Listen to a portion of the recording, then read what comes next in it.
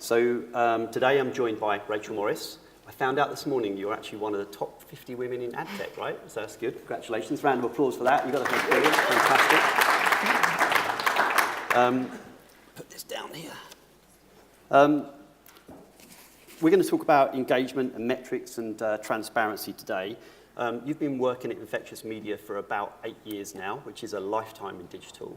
Tell me about your role, what you do there, and how your career's moved through. Sure. So as you said, I've been there for 8 years. So Infectious Media is an agency, and we focus primarily on programmatic, entirely on programmatic, and we have done since we started. So I joined back in 2010. When really no one was doing programmatic.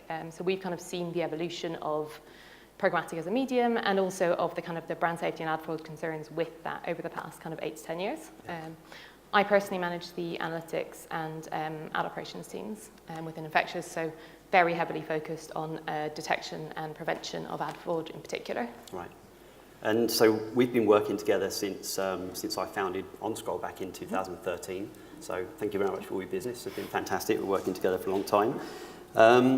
So for those of you that don't know Sovereign, Sovereign is an SSP. We represent over 25,000 websites, independent websites, that many of them are in the mid and long tail. We reach about 1 billion unique users each month. We have offices in London, Denver, New York, and our headquarters are in Colorado in Boulder. Brand safety has been an important issue for us for a long time. We've been supporting the Brand Safety Summit for a number of years now. And a novel fact about our publisher portfolio is that only 1 in 100 publishers that apply to work with Sovereign actually get through our 25-step process to join the portfolio. So clearly today we're talking brand safety, viewability, transparency, and so on. These are all top of the agenda for the buy side. Can you talk a little bit about Infectious Media's approach to transparency and how you're dealing with that? I think, and again, a lot of this has come from years of working and trying to navigate the kind of fairly complex brand safety environment that we're all working in. As I think someone said earlier, it's essentially a bit of an arms race. So if you look out in the industry, as long as there's money to be made, there's always going to be someone smarter out there who's trying to do something dodgy. And as a result, we found there isn't a kind of a single button solution that you can go, right, I have bought this product, therefore I'm now completely brand safe and ad fraud free. So we've kind of evolved to focus more on transparency. Our big kind of perspective is that the more we know about what we're buying and where we're buying it from, the more we can adapt our kind of brand safety and ad fraud detection measures, rather than just relying on a rule set. We know that we can kind of go, okay, well, we can see this has evolved, this is now different, we need to change our approach. So we've always focused on transparency operationally and from a buying perspective, but then we also think it's important to do it the other way, so that when we're talking with advertisers and with our clients, it's important that they have that insight as well. So we try to be transparent in both directions. Yeah. So you have this interesting, transparent relationship with the brand. You're a very transparent business, and also the way that you work with publishers and SSPs like ourselves, right? So I think one of the most interesting parts of our relationship as a business has been the open and transparent conversation that we've had. And I think in this world of programmatic, where a lot of stuff is done through technology, sometimes we forget to pick up the phone and speak to people on email and talk. And I think that, so talk a little bit more about that and the kind of relationships you have with other people and how you think that's important, because obviously we've enjoyed that relationship and we appreciate it. And so tell us why you think that's important as well. So I think, we've always thought a transparent relationship with publishers is important. And I think part of that comes from our own beginnings when we worked a lot with agencies directly. And our experience of that was we would try and give them lots of information. And I can't speak to how true this is today because we don't work directly with many of the big agencies anymore, but we didn't get a lot back. We kind of got, you are good or you are bad, and we couldn't do much about that. So we were either on the plan or we were not on the plan, and that was pretty much that.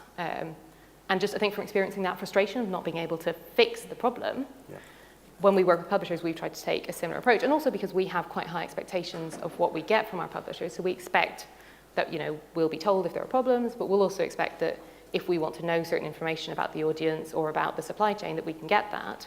It seems only fair to reciprocate. And so if we're spotting things that we think the publisher might not know about, rather than just phoning them up and saying, we're not going to work with you, we'll try and say, hey, listen, we spotted these issues on these placements. here's what they are, and let them have a chance to fix that. Because at the end of the day, if you're not giving someone the information, they can't possibly get better. And all of these problems aren't publisher specific, they're industry wide. So you can't just go, this is a good publisher and this is a bad publisher. So anecdotally, is there anything that could you talk about any particular thing where you feel like, wow, we'd spotted something, but we managed to speak to somebody we were working with and we had a really great conversation and we fixed that problem pretty quickly? Is there anything anecdotally? There's one that springs to mind actually, which is, so we use brand safety tracking tools. So we use Adlux in particular, and they kind of flag up viewability and they also flag up any brand safety concerns. And we were working on a particular campaign and we saw a sudden huge spike in the number of impressions being flagged for ad fraud. We kind of went, well, that's odd, we haven't changed anything. And we realized I think it was Pubmatic, I'm not 100% sure, but they'd seen that the ad fraud impressions flagged quadrupled overnight. So we gave them a ring and said, listen guys, this is really weird. You've seen a massive spike. And we were able to get the placement IDs, and it turned out they'd let in a new publisher into their network the day before, and that had brought with it a host of ad fraud, and they promptly then excluded that publisher. And then the next day we saw it go back to normal, which was great, and it was great for them because they got the immediate feedback and they were then able to take action very quickly. But it was also good for us because our campaign then kind of settled back down. And how quickly, was that about 24 hours to get that sorted out, do you think? Or? 1 to 2 days, It was pretty speedy because as soon as you've got a kind of a concrete piece of data, people are fairly happy to action that quite quickly. And particularly if they're worried it's going to damage their brand, which obviously in this instance, as an SSP, the last thing you want is to hear that a partner of yours is causing you kind of reputational damage. So they were very keen to resolve that as quickly as possible. Sure. It was really straightforward, and I think it's that kind of response has then kind of encouraged us to keep taking that same approach. Yeah, brilliant. So Tim spoke earlier about the IAB gold standard. Sovereign are going through that process at the moment. We're already certified by JICWebs and TAG, and we basically get involved with everything we can to make sure that we're ahead of everything that's about transparency, brand safety, anti-fraud, and so on, viewability. What weight do you put as a buyer on those organisations and people having those certifications and memberships, and what do you think about that? I think we try and take each organisation individually because it's very easy to end up in a situation where you've got 100 million verification organisations, and some of them have much more stringent standards, like the gold standard that Tim was talking about earlier, and some of them really don't have very stringent standards. And if you just look for a badge, you can very easily end up working with sort of less scrupulous partners. But within the kind of organisations that we have faith in and that we've worked in lots, so TAG, for instance, would be one of those, we tend to try and find partners who've got those verifications, because for us it's really important to know that actually that has been vetted, and if nothing else, it's useful for us to know that our partners are trying. So even if, I don't believe any brand safety solution is 100%, I don't believe any ad fraud solution is 100% because it's constantly evolving. So even if there are slip-ups, but to know that the partners you're working with are trying to improve that all the time, that makes a huge difference to us, because it means, again, we know that if we go to them with a problem, their attitude is going to be, we want to fix that, not we want to pretend that hasn't happened.